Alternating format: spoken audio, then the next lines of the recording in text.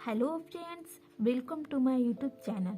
Friends, आज की इस वीडियो में मैं आपके लिए लेकर आई हूँ क्लास 10 फिजिक्स का चैप्टर 1 प्रकाश के परिवर्तन और अपवर्तन का most important subjective questions with answer. Friends, ये क्वेश्चन एग्जाम में बहुत बार पूछे जा चुके हैं और इस साल भी यही से क्वेश्चन आएंगे। तो फ्रेंड्स, मेरा रिक्वेस्ट है कि आप लोग इसे अच्छे से याद कर ले। तो चलिए फ्रेंड्स, शुरू करते हैं। तो देखिए फ्रेंड्स, पहला क्वेश्चन है प्रकाश के परिवर्तन के नियम को लिखे। पहला पॉइंट है आपतित किरण, परावर्तित किरण तथा आपतन बिंदु पर खींचा गया अभिलंब तीनों एक ही समतल में होते हैं। तो देखिए दोस्तों, पहला नियम कह रहा है कि मान लीजिए कि ये कोई समतल है और इस पर ये आपतित किरण और परावर्तित किरण है। ये आपतित किरण और एक परावर्तित किरण हो गया और ये आपतन बिंदु पर खींचा गया अभिलंब, ये जो तीनों हैं ये सब एक ही समतल में है। देखिए, तो ये देखिए दोस्तों, आपतित किरण, परावर्तित किरण तथा आपतन बिंदु पर खींचा गया अभिलंब तीनों एक ही समतल में होते हैं। अगला नियम कह रहा है कि आपतन कोण परावर्तन कोण के बराबर होता है। तो देखिए दोस्तों, ये जो आपतन कोण है जिसे आई से डिनोट करते हैं और परावर्तन कोण इसे आर से डिनोट करते हैं, तो इनका मान बराबर होता है, मतलब कि आई इजकल टू आर। तो फ्रेंड्स, आई होप कि आपको ये समझ में आ गया होगा। तो अगला क्वेश्चन है समतल दर्पण द्वारा बना प्रतिबिंब की विशेषताएं बताएं। तो इसका उत्तर है समतल दर्पण द्वारा बने प्रतिबिंब की विशेषताएं निम्नलिखित है। पहला है प्रतिबिंब दर्पण के पीछे बनता है। तो फ्रेंड्स, मान लीजिए ये हमारा दर्पण है और ये मुख्य अक्ष है, यहाँ पर ऑब्जेक्ट रखा है, तो इसका जो प्रतिबिंब होगा वो दर्पण के पीछे होगा। तो ये हमारा हो गया। और दूसरा पॉइंट है प्रतिबिंब का आकार वस्तु के आकार के बराबर होता है। तो फ्रेंड्स देखिए, अगर दर्पण में कोई वस्तु अगर रखेंगे दर्पण के सामने, तो वस्तु का आकार प्रतिबिंब के आकार का ही होगा, उससे बड़ा होगा ना ही उससे छोटा होगा। नेक्स्ट है प्रतिबिंब वस्तु की अपेक्षा सीधा बनता है। जो प्रतिबिंब होगा वस्तु की अपेक्षा सीधा होता है। चौथा है प्रतिबिंब पार्श्विक रूप से उल्टा होता है। मतलब कि दोस्तों, प्रतिबिंब पार्श्विक रूप से उल्टा होता है, जबकि प्रतिबिंब वस्तु की अपेक्षा सीधा होता है। पांचवा है प्रतिबिंब आभासी होता है। मतलब कि दोस्तों, इसे पर्दे पर प्राप्त नहीं किया जा सकता है। छठवां है प्रतिबिंब दर्पण के उतना ही पीछे बनता है जितना वस्तु दर्पण के आगे। मतलब कि दोस्तों, दर्पण से जितनी दूरी पर वस्तु होगी उतनी ही दूरी पर इसका प्रतिबिंब बनेगा। तो नेक्स्ट क्वेश्चन है उत्तल दर्पण और अवतल दर्पण में अंतर स्पष्ट करें। तो इसका आंसर है उत्तल दर्पण और अवतल दर्पण में निम्नलिखित अंतर है। तो अगर आपके एग्जाम में इस तरह के क्वेश्चन आएंगे तो आप इसी तरह से लिखिएगा, उत्तल दर्पण और अवतल दर्पण में निम्नलिखित अंतर है।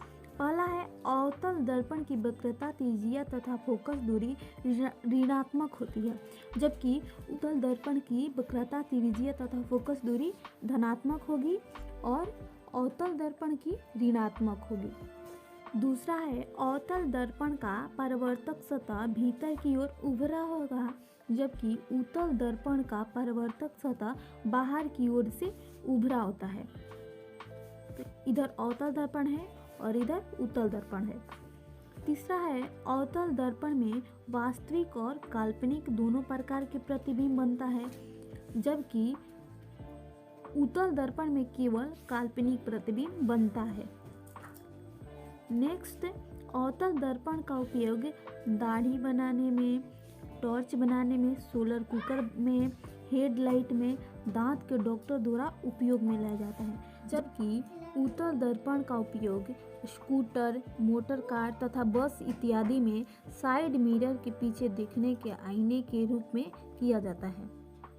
चौथा है वास्तविक प्रतिबिंब और आभासी प्रतिबिंब में अंतर लिखें। तो देखिए फ्रेंड्स, वास्तविक प्रतिबिंब और आभासी प्रतिबिंब में अंतर निम्नलिखित है।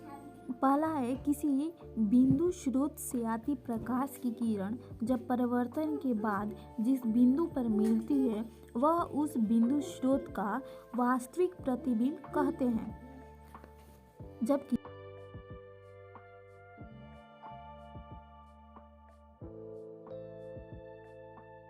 उस बिंदु स्रोत का आभासी प्रतिबिंब कहते हैं। यानी कि जब प्रकाश की किरण परावर्तन के बाद जिस बिंदु पर मिलती है वह उस बिंदु स्रोत का वास्तविक प्रतिबिंब कहते हैं, जबकि प्रकाश की किरणें जब परावर्तन के बाद जिस बिंदु पर आती हुई प्रतीत होती है वह उस बिंदु स्रोत का आभासी प्रतिबिंब है। वास्तविक प्रतिबिंब और आभासी प्रतिबिंब का पहला है। दूसरा है, वास्तविक प्रतिबिंब को पर्दे पर प्राप्त किया जा सकता है, जबकि आभासी प्रतिबिंब को पर्दे पर प्राप्त नहीं किया जा सकता है। तीसरा है, वास्तविक प्रतिबिंब वस्तु की अपेक्षा हमेशा उल्टा होता है, जबकि आभासी प्रतिबिंब हमेशा सीधा होता है। पांचवा है, फोकस किसे कहते हैं? तो इसका उत्तर होगा, मुख्य अक्ष के समांतर आने वाली किरणें दर्पण से परावर्तन के पश्चात मुख्य अक्ष से जिस बिंदु पर आकर मिलती है या मिलती हुई प्रतीत होती है उसे फोकस कहते हैं। नेक्स्ट क्वेश्चन है, प्रकाश के अपवर्तन के नियमों को लिखें। तो पहला ऑप्शन है, आपतित किरण, अपवर्तित किरण तथा आपतन बिंदु पर खींचा गया विलंब तीनों एक ही तल में होते हैं। दूसरा है, किन्हीं दो माध्यमों तथा एक ही वर्ण के प्रकाश के लिए आपतन कोण की ज्या और अपवर्तन कोण की ज्या का अनुपात एक नियतांक होता है, यानी कि sin i बटा sin r बराबर एक नियतांक।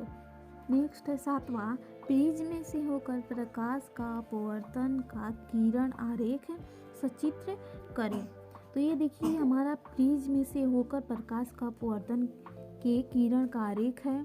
दोस्तों, अगर एग्जाम में इक्वेशन आया तो ऐसे ही आप डायग्राम बना कर और इसे आप निरूपित कर लीजिएगा, जैसे कि ये बनाया हुआ है और आप इसी तरह बना लीजिएगा और इसे निरूपित करना मत भूलिएगा, वरना आपका कम मार्क्स आएंगे। देखिए, आपतित किरण, QR अपवर्तित किरण और RS निर्गत किरण, कोण जैसे कि कोण प्रिज्म कोण है, और इसी तरह आप एग्जाम में लिखिएगा। देखिए 8 इधर है, उत्तल लेंस और अवतल लेंस में अंतर स्पष्ट करें। तो ये हमारा उत्तर है, उत्तल लेंस और अवतल लेंस में निम्नलिखित अंतर है। पहला है, उत्तल लेंस किनारे की अपेक्षा बीच में मोटा होता है, जबकि अवतल लेंस किनारे की अपेक्षा बीच में पतला होता है। जैसे कि फ्रेंड्स ये देखिए, ये उत्तल लेंस है, उत्तल लेंस हमारा इस तरह का होता है। ये देखिए, ये किनारे की अपेक्षा बीच में मोटा है, जबकि अवतल लेंस इस तरह से होता है। ये हमारा अवतल लेंस हुआ, ये किनारे की अपेक्षा बीच में पतला है और किनारे मोटा है। और दूसरा है, उत्तल लेंस प्रकाश को अभिसारित करता है, जबकि अवतल लेंस प्रकाश को अपसारित करता है। और नेक्स्ट है, उत्तल लेंस की फोकस दूरी वास्तविक होती है, जबकि अवतल लेंस की फोकस दूरी ऋणात्मक होती है। नेक्स्ट है, परावर्तन और अपवर्तन में क्या अंतर है? तो परावर्तन और अपवर्तन में निम्नलिखित अंतर है। जैसे कि देखिए, किसी चमकीली सतह से टकराकर प्रकाश की किरण का वापस लौट जाना प्रकाश का परावर्तन कहते हैं, जबकि पारदर्शक माध्यम से प्रकाश का एक दूसरे पारदर्शक माध्यम में प्रवेश करने पर अपने पथ से विचलित हो जाना प्रकाश का अपवर्तन कहलाता है। नेक्स्ट है, पानी में रखा सिक्का उठा हुआ दिखाई देता है, क्यों? तो इसका उत्तर है, पानी में रखा सिक्का का उठा हुआ दिखाई देने का प्रमुख कारण प्रकाश का अपवर्तन है। जब प्रकाश की सघन माध्यम से विरल माध्यम में प्रवेश करती है तो पानी की सतह से अपवर्तित होकर आंखों तक पहुंचती है, जिसके कारण पानी में रखा सिक्का अपने मूल स्थान से कुछ ऊपर हुआ ही देता है। तो आई होप कि फ्रेंड्स आपको समझ में आया होगा। अगर वीडियो आपको अच्छी लगी होगी तो आप लाइक, शेयर और सब्सक्राइब करें।